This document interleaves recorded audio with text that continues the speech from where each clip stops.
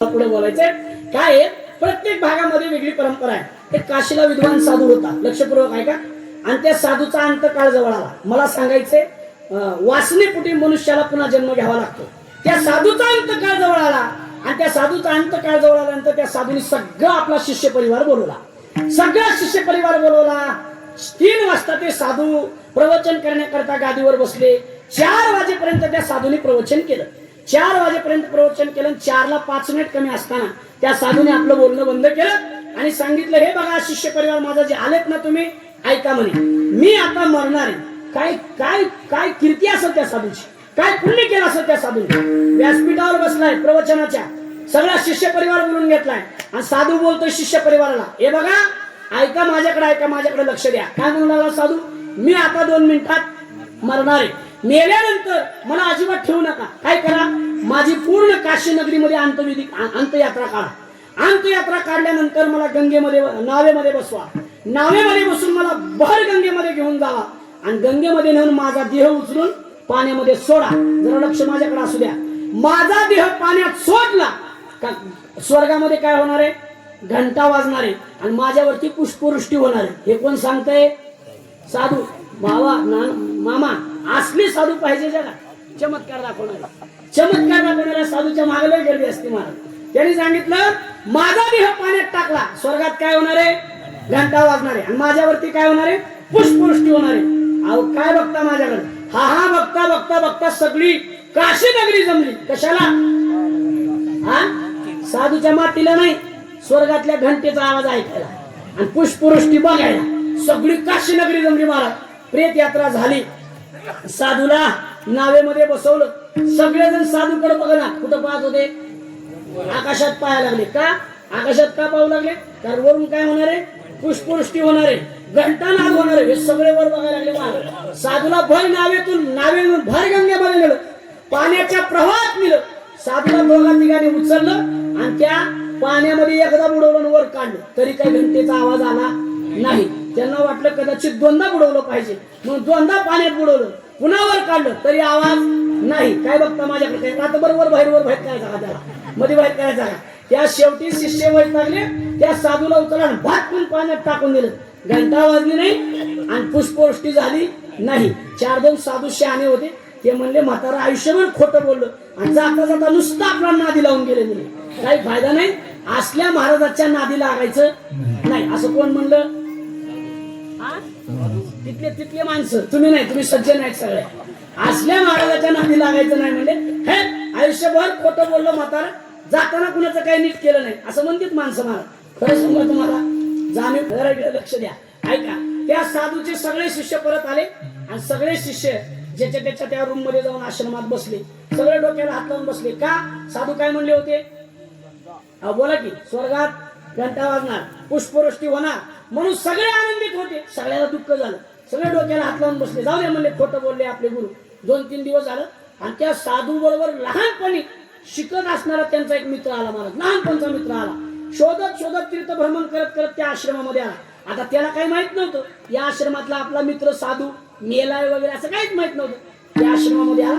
सगळा शिष्य परिवार बघितला माव, सगळे डोक्याला हात लावून बसले होते. कुणी भजन करीनाय, कुणी कीर्तन करीनाय. ते म्हणले, असं कसं झालं? ते म्हणले, असं कसं झालं? चर्चा चालू. तो साधू त्यांच्या जवळ गेला.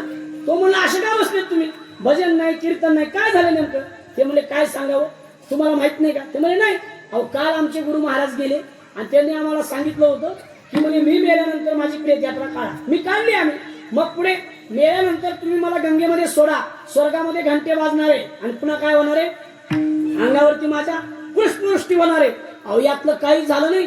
नेमकं साधू महाराजाचं चुकलं का आमचं चुकलं, याच कारण कळलं ना म्हणे. आता तो त्याचा मित्रच होता.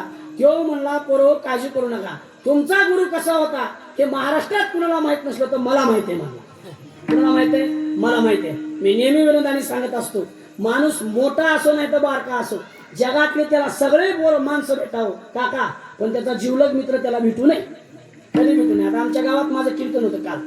सगळे माझे मित्र दिवसभर माझ्या बरोबर काम करू लागत होते. रात्री एकही कीर्तनाला थांबला नाही.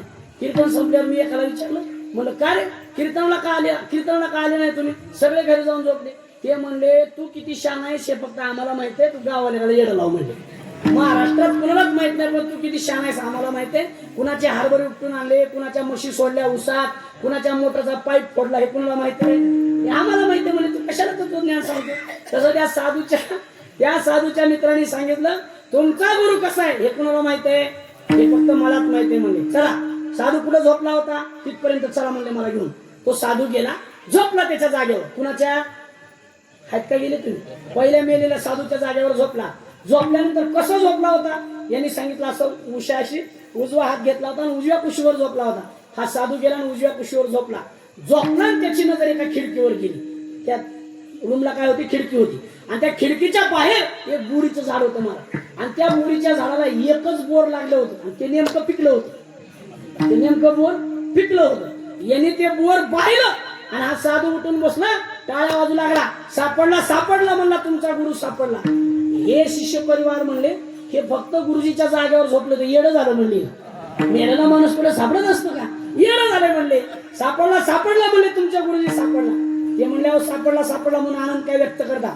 कुठे आहे आमचे गुरुजी? सांगा. 8:15 वाजले, तुम्हाला 9ला कीर्तन सोडायचे. सांगा लवकर म्हणल्यानंतर ते म्हणले, एक जण इकडे या, कंपाऊंडच्या बाहेर जावा.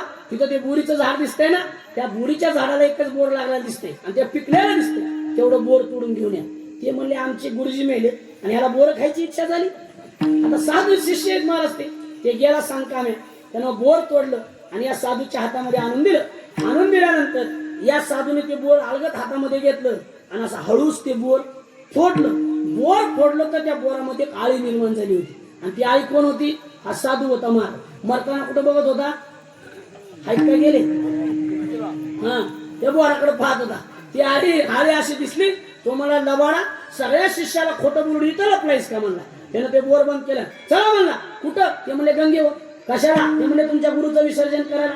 ते म्हणले, एकतर हे आळीला गुरुजी म्हणते, आधीच येडं झाले, आणि पुन्हा विसर्जन करायचे म्हणते. गांजा कमी पडला का काय याला? बघा, संदेशी माणसं गांजाच म्हणतात महाराज. काय कमी पडलं यानं ह्याचं बघा.